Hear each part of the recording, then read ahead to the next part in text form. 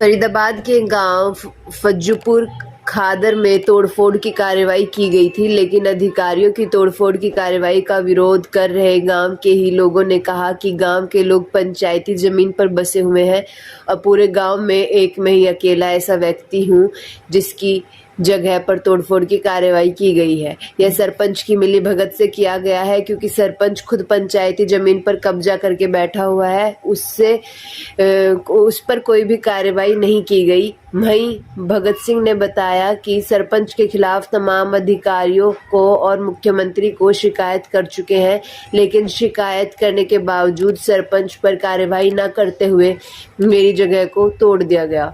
वहीं गांव के नंबरदार धर्म सिंह ने 4 एकड़ जमीन की गोदावरी करवाकर अपने नाम चढ़वा ली।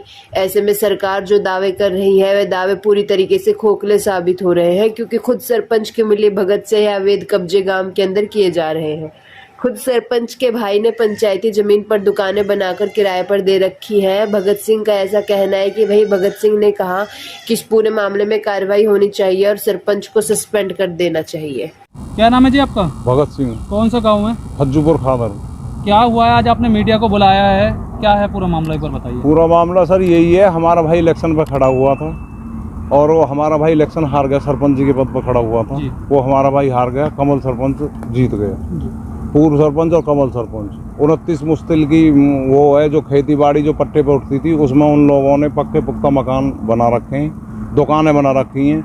और अब जो सरपंच है उसके भाइयों ने दुकानें पक्की पुख्ता मकान बना रखे हैं। खुद सरपंच ने मकान पक्का बना रखा है। जो मौजूदा सरपंच है पंचायती में बना रखा है सर। कौन है मौजूदा सरपंच?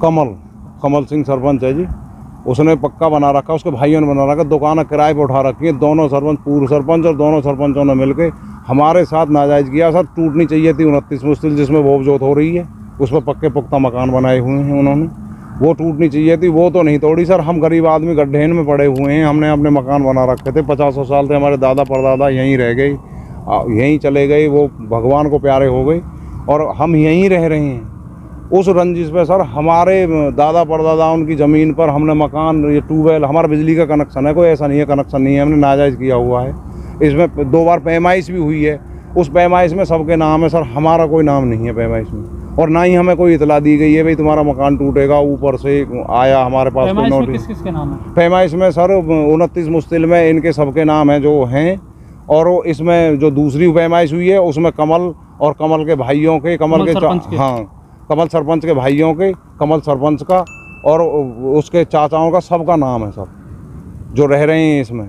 आपके पास सबूत हैं? हाँ, हमारे पास पक्के सबूत हैं सर। जहाँ हम चाहो हम सबूत दिखाएंगे। हम तो पूरे हम चाहते हैं सर सरपंच और मेंबर सस्पेंड होने चाहिए, वो भी तो पंचायत में। सरपंच पे तो केस भी चला हुआ है सर। पूर्व सरपंच जो अभी मिलकर हमारे साथ तोड़फोड़ की है इन्होंने, सिर्फ हमारे 2 भाइयों के ही साथ। किसने किया हुआ है केस?